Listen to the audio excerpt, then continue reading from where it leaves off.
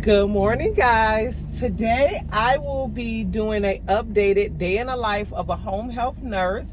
I don't know if YouTube pushed out a lot of my home health videos, but I've been getting tons of messages either on videos or emails asking different questions about how my actual day goes.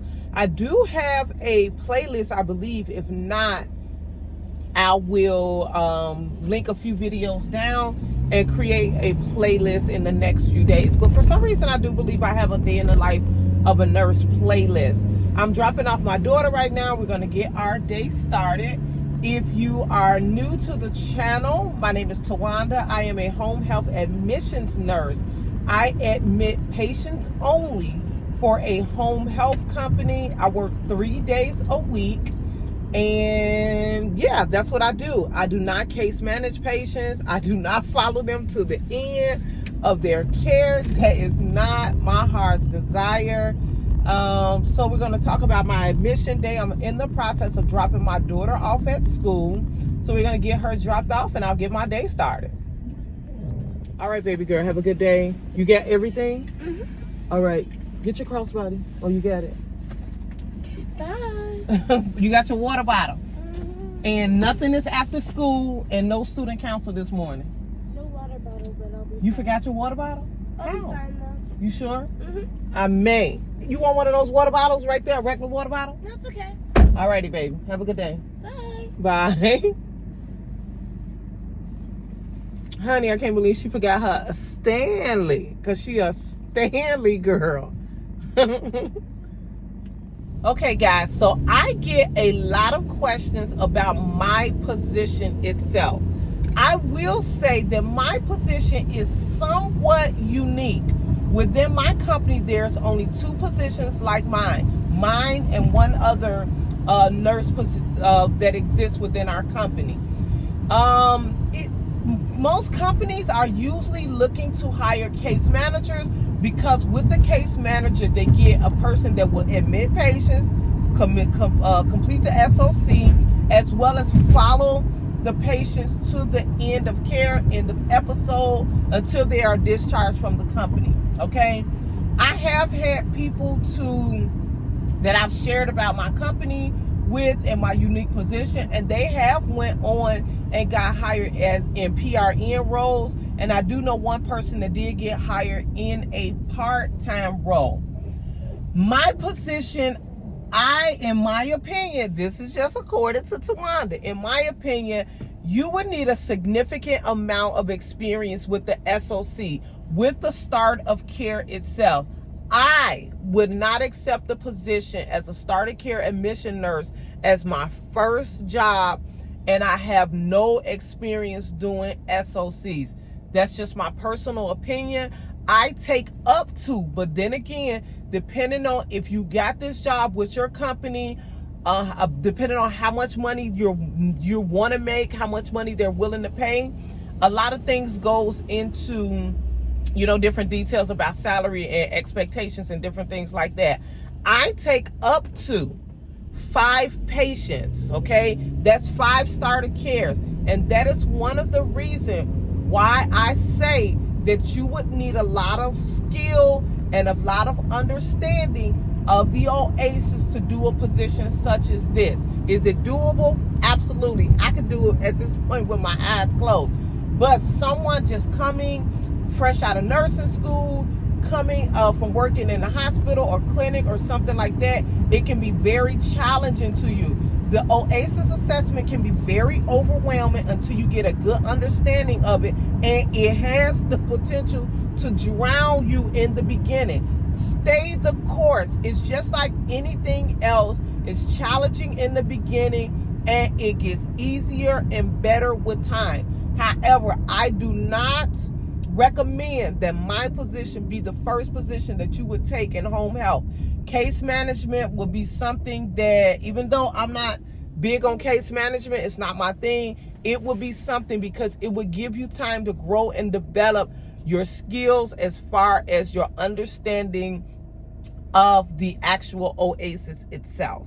I do have a cheat sheet that I share If you're interested in, I've shared this in other videos. This is like a little cheat sheet that I swear by. I have some few things because, like I said, I just recently this year really went back to work. So I do have some things that I'm adding to this that this form. And once I stop driving to get situated, I'll sit down and kind of go through this.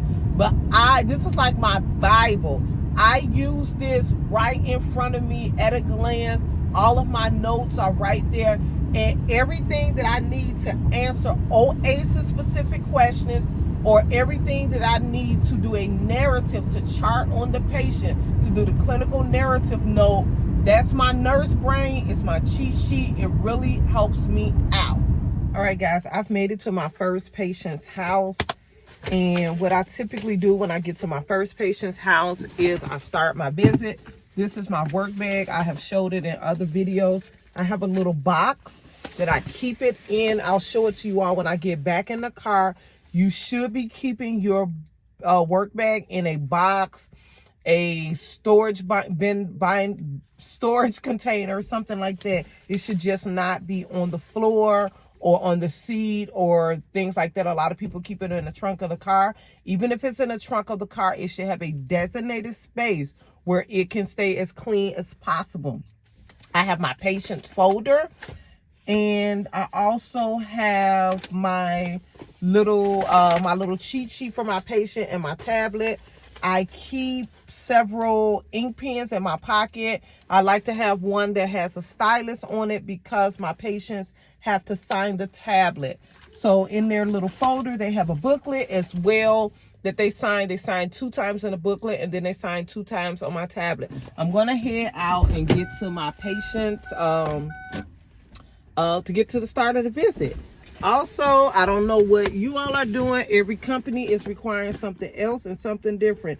Our company has let it be where we do not have to wear masks in the patient's homes. I probably will never not wear a mask in a patient's home again in my life. That's just my personal choice and my personal decision. COVID is still on the rise right now, and we are also entering flu season. But again, that's my personal decision.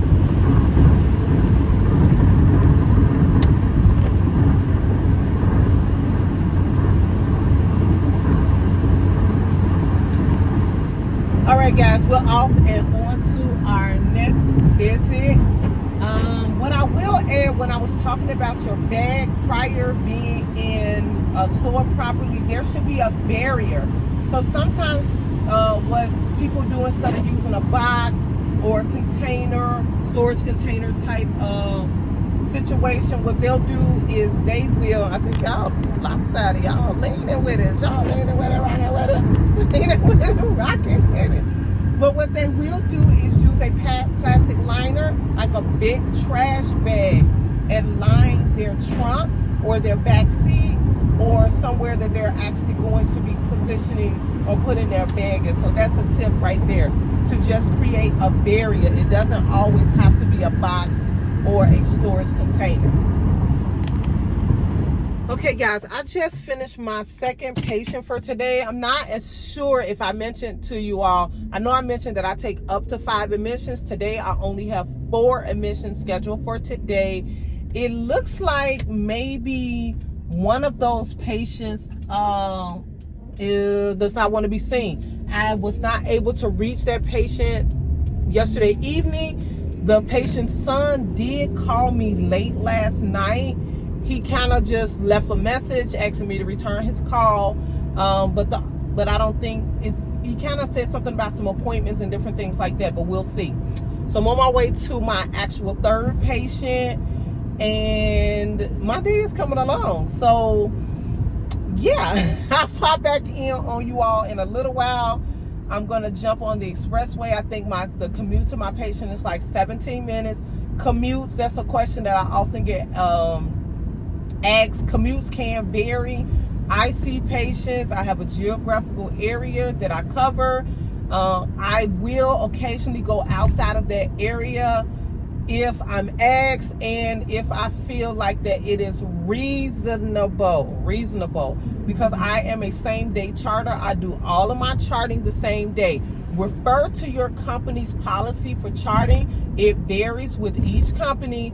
My company requires, I forget, but when I went in, this is another thing about having experience and knowing certain things. I knew that I was going to be doing starter cares. It can take longer to do starter cares than just regular business charting. So one thing that I did was negotiated how soon I needed to submit my starter care charting. So I do have a more leeway than the rest of the staff. Either way, I like to do my charting the same day. I do not like my charting lingering, and you will find that your charting is more accurate the sooner you do it. There is some of my charting that I do in the home. There is some of my charting that I will do right when I get inside my car at times.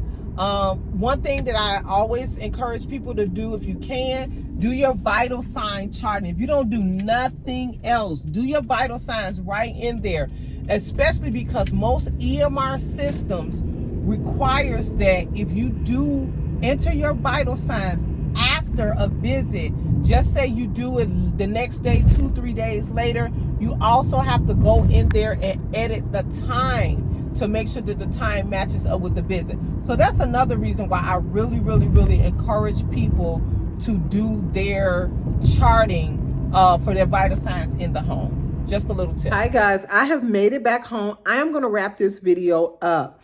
I am learning that people just don't, with TikTok, honey, with everything being microwave and being delivered in a minute, people don't have long attention spans. So I'm actually going to continue answering your questions in other home health videos.